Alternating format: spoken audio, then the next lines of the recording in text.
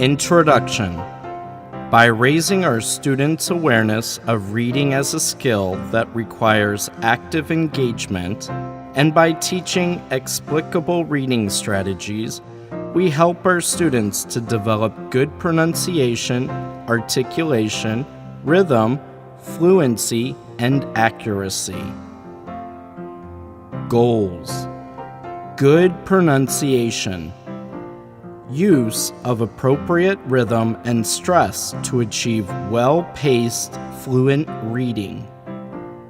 To build important literacy skills such as comprehension. Process. Select topics which are related to students' interests and experiences, or explore universal contemporary themes and issues.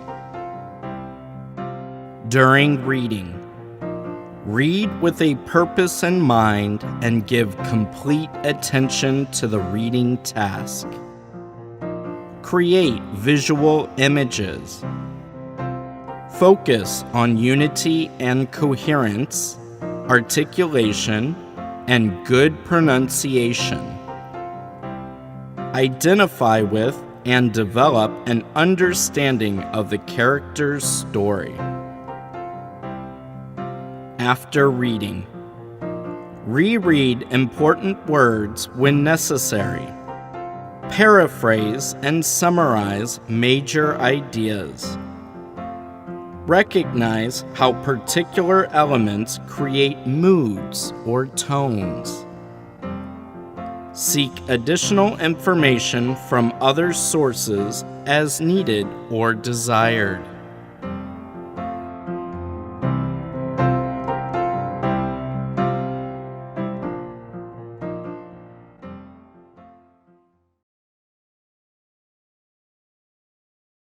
Page 4. Language confusion. Laura is at the airport. She waits for her flight. Her flight is to Berlin, and it is 4 hours away. Laura walks around the airport and looks at the shops. She has a nice time. After an hour, she wants to visit the bathroom. She searches for it, but she doesn't find it. Where is the bathroom? She asks herself. She looks and looks, but she can't find it. She starts asking people where it is. Laura. Excuse me, sir. Could you please tell me where the bathroom? Man. You mean the restroom, right? Laura. No, I mean the bathroom. Man. Well, the restroom is over there, he says and walks away. Laura doesn't understand. She asks a lady. Excuse me, madam. Could you please tell me where the bathroom is? The restroom is over there, the lady answers and walks away. Laura is confused. What's their problem? I need to use the bathroom and they send me to rest? I don't need a restroom. I need the bathroom. After a while, Laura gives up. She feels tired of all this walking and asking. She decides that maybe they are all right and she does need to rest. She walks to the restroom. Now she is surprised. She realizes the restroom is actually the name for a public bathroom. Page 6. Emily's secret. Emily is 8 years old. She lives in a big house. She has a huge room. She has many toys, and she has a lot of friends. But Emily is not happy. She has a secret. She doesn't want to tell anyone about her secret. She feels embarrassed.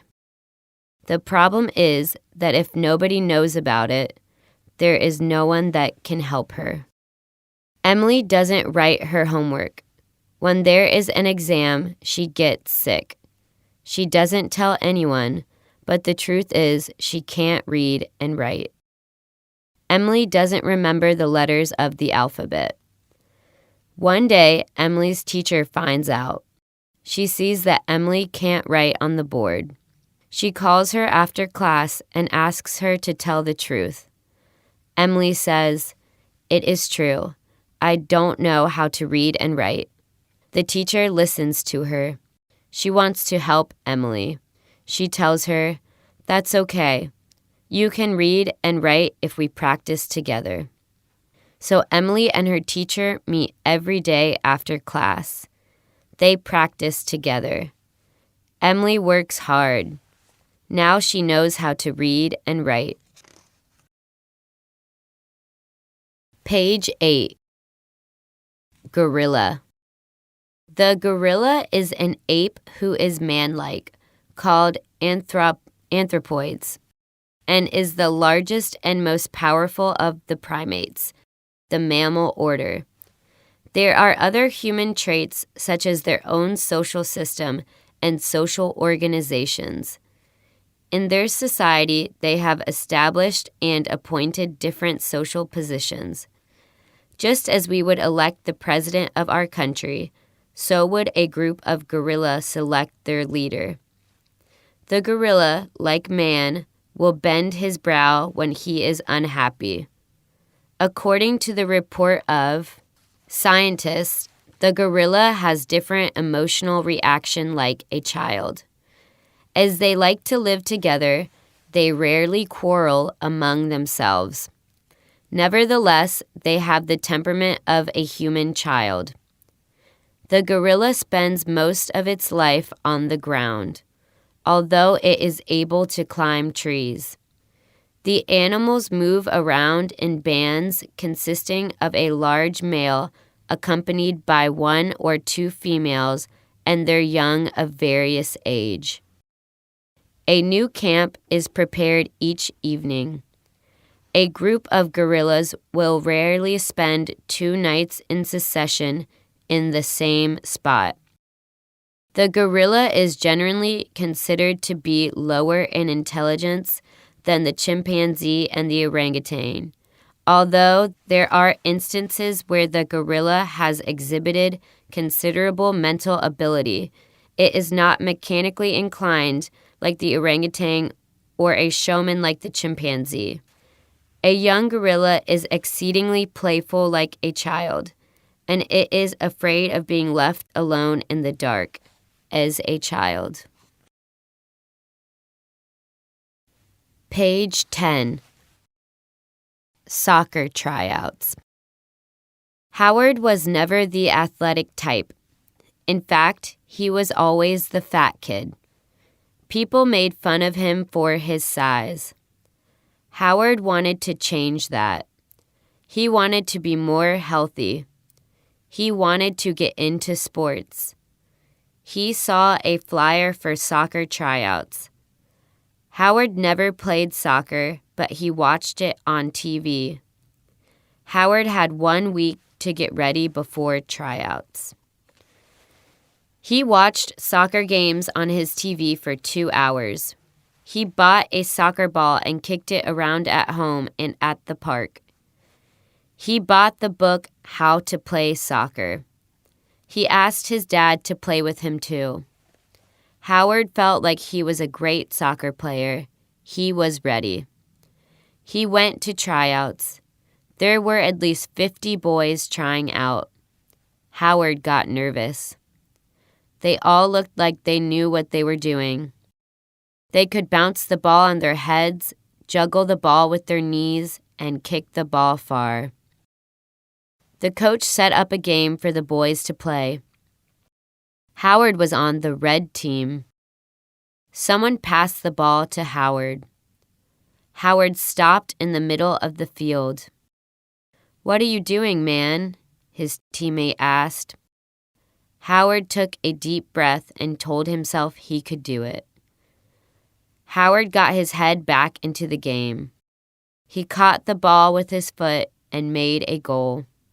He couldn't believe it. No one could. Howard made the team. Page 12. A yes man. Paul tried hard to please everyone and had a hard time saying no to anything. When people asked him to do exciting things, Paul said yes, so people would think he's a fun guy. He also said yes to exciting things because he thought life was too short to not try new things. When people asked him to do favors for them, Paul said yes because he wanted people to like him. His agreement to everything was a big problem when he was busy with homework, chores, or any other personal commitments. One time, he had a test that was worth 50% of his final grade, and the day before it, he decided to go skydiving with his neighbor. Skydiving took about 5 hours, and Paul couldn't get home until 11 p.m. By then, he was tired and found it hard to focus on studying. Another time, Paul's friend asked if he could turn in her paper for her at 3 p.m. Paul had to be at his soccer game at 3:10 p.m. Any other person would have said no, but not Paul. Paul turned in the paper for his friend, ran to the gym to change, and then arrived at the soccer game 10 minutes late. Page 14. First time at Disneyland. Disneyland is an iconic place. There are only a few Disney resorts in the world. There is one in California, Florida, Japan, France, and Hong Kong. The one in Florida was the largest. Kids, teens, and adults all like Disneyland. There is something at Disneyland for everyone, which is like any other amusement park. Sunny had never been to Disneyland. She remembered when everyone was talking about Disneyland in her second grade. They were talking about the rides, fireworks, and scenery there. Sunny felt so left out of the conversation. Her parents never took her because it was too expensive. One time, her friend invited her to go, but Sunny did not want to spend so much money at one time. Now Sunny was 18 and had a job as a cashier. She wasn't making a lot, but she saved just over $800 in her bank account. Sunny invited her closest friends to go to Disneyland with her. They went on a Thursday, so the lines were shorter. Sunny immediately fell in love with Disneyland. It was a dream that came true. It was everything her friends said it would be. Sunny went on almost all the rides and took pictures with all the Disney mascots. At the end of the day, she and her friends watched the fireworks. Page 16. Animal lovers. Over half the homes in Britain have pets, and as a result, the British spend almost £1,000 million a year on domestic animals.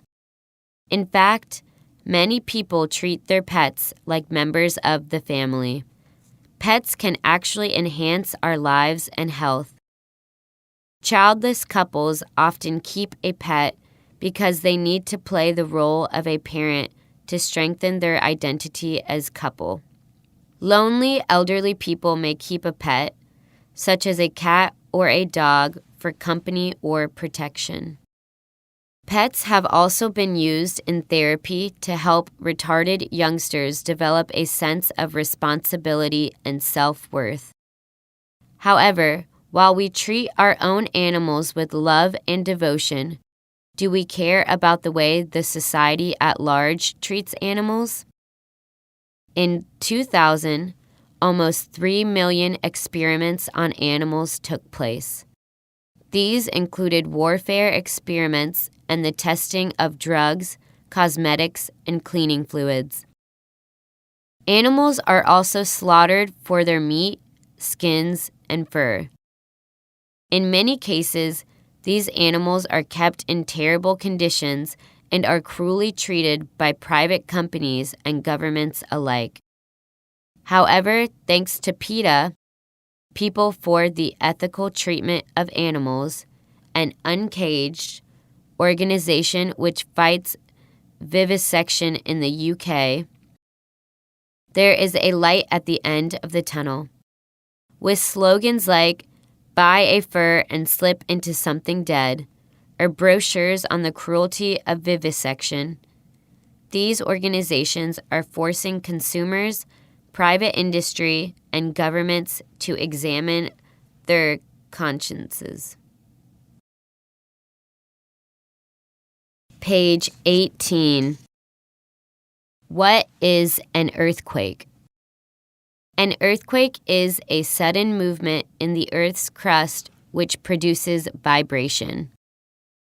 These vibrations may be detectable only by sensitive instruments called seismographs, or they may kill thousands as they destroy cities. Many earthquakes are caused when rocks move along faults. Severe earthquakes are most common near the edges of the plates in the Earth's crust, such as around the Pacific Ocean, along the Mid-Atlantic Ridge, and in the Mediterranean and Southwest Asian regions. They occur when the plates move. Some earthquakes are caused by volcanic action, explosions, and other factors. Earthquakes under the sea trigger huge waves called tsunamis. Page 19. Pyramids. The Great Pyramid at Giza is one of the world's most amazing landmarks. Rising high above the Sahara Desert in the Giza region of northern Egypt, the Great Pyramid stands some 450 feet into the burning desert sky and occupies an area of 13 acres. The rough climate of the Sahara has actually caused the pyramid to shrink 30 feet from its original height.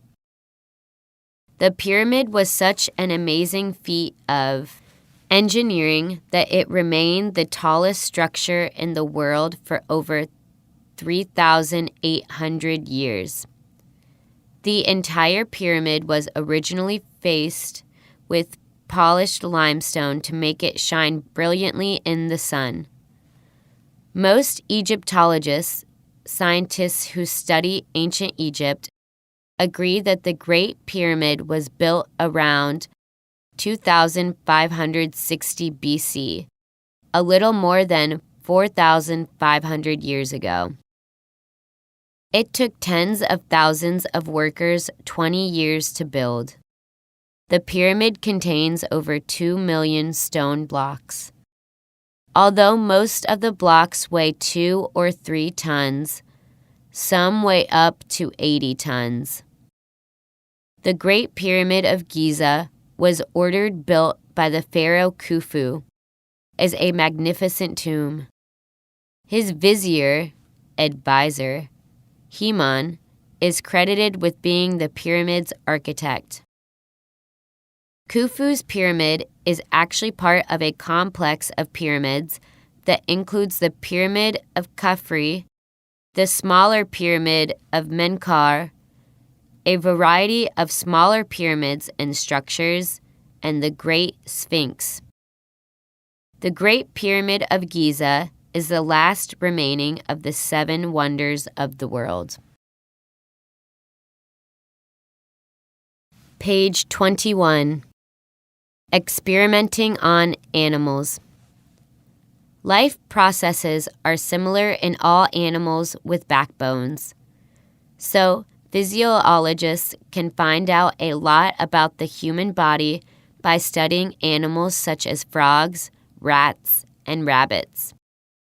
Sometimes research involves the death of these animals, but physiologists take great care not to hurt the animals. The animals are usually put to sleep during the experiments so they do not feel pain.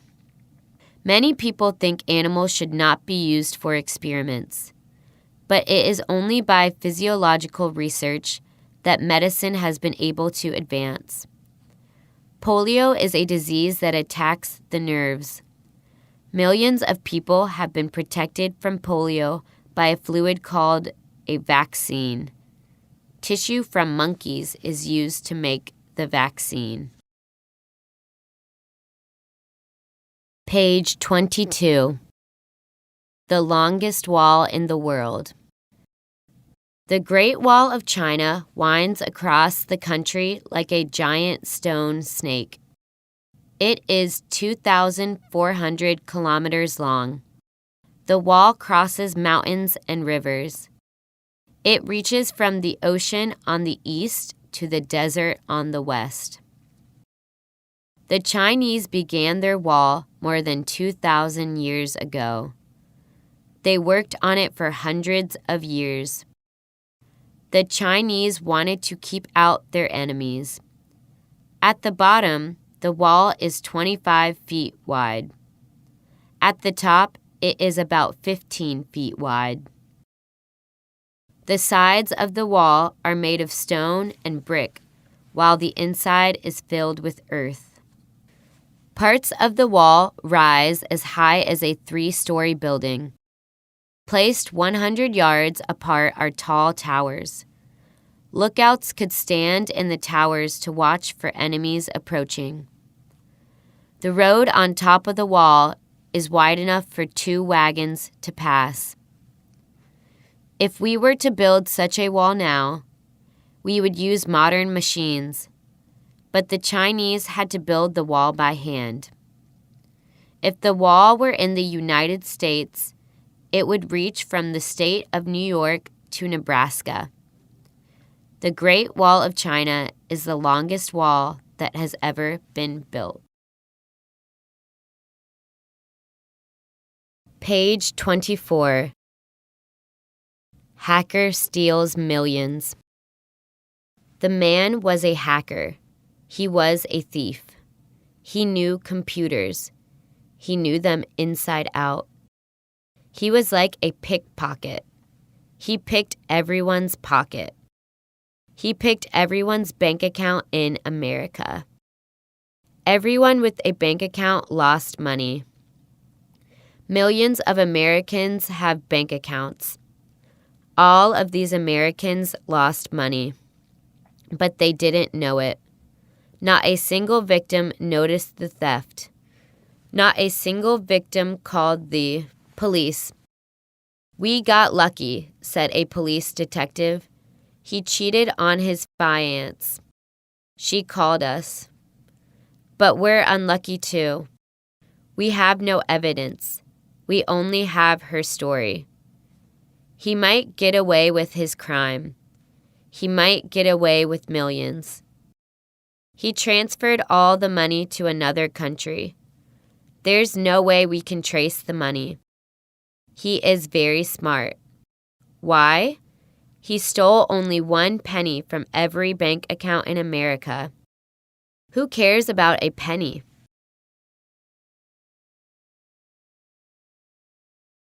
Page 26. The Donkey and the Little Dog. A man had a little dog, and he was very fond of it. He would pat its head and take it on his knee and talk to it. Then he would give it little bits of food from his own plate. A donkey looked in the window and saw the man and the dog. "Why does he not make a pet of me?" said the donkey. "It is not fair. I work hard, and the dog only wags its tail and barks and jumps on its master's knee. It is not fair." Then the donkey said to himself, "If I do what the dog does, he may make a pet of me." So the donkey ran into the room. It brayed as loudly as it could. It wagged its tail so hard that it knocked over a jar on the table. Then it tried to jump onto its master's knee. The master thought the donkey was mad, and he shouted, "Help! Help!" Men came running in with sticks, and they beat the donkey till it ran out of the house, and they drove it back to the field. "I only did what the dog does," said the donkey, "and yet they made a pet of the dog, and they beat me with sticks. It is not fair." Page 28. Hide and seek. In the wild, it often comes down to predator and prey, the hunter and the hunted. As you can imagine, most organisms want to stay alive. They have developed ways of adapting to severe habitats and hiding or escaping from those who would like to eat them. So how do they do it? One very helpful adaptation is called camouflage. You may have been surprised by an animal that was using camouflage in the past. It blended into its surroundings so well that you nearly missed seeing it at all. Its coloring, marking, or other physical features resemble its habitat so much that you can look directly at it without seeing it at first. This is often good enough to fool a predator that is scanning an area to look for food. This helps prey to hide from its predator. But did you know that it often works the other way around too? Predators can use camouflage to trap their prey.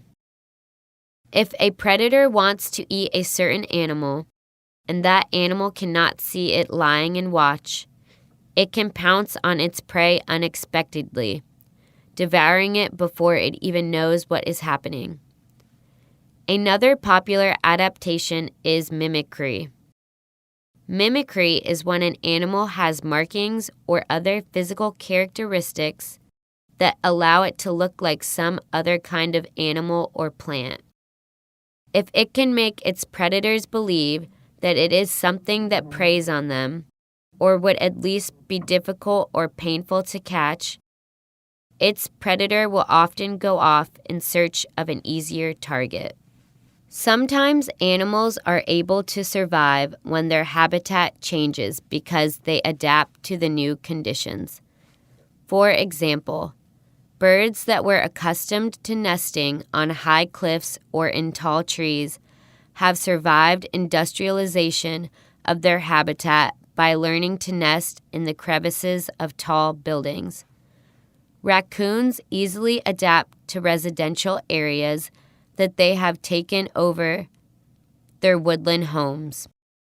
They often help themselves to any food they can grab, whether it is in trash cans or inside people's homes. Page 31. Japan's most famous dog. In front of the enormous Shibuya train station in Tokyo, there is a life-size bronze statue of a dog. Even though the statue is very small when compared to the huge neon signs flashing, it isn't difficult to find. It has been used as a meeting point since 1934, and today you will find hundreds of people waiting there for their friends to arrive. Just look for the crowds. Hashiko, an Atika dog, was born in 1923 and brought to Tokyo in 1924. His owner, Professor Ishaburo Ueno, and he were inseparable friends right from the start. Each day, Hashiko would accompany his owner, a professor at the Imperial University, to Shibuya train station when he left for work. When he came back, the professor would always find the dog patiently waiting for him. Sadly, the professor died suddenly at work in 1925 before he could return home. Although Hashiko was still a young dog, the bond between him and his owner was very strong, and he continued to wait at the station every day. Sometimes he would stay there for days at a time, though some believed that he kept returning because of the food he was given by street vendors. He became a familiar sight to commuters over time.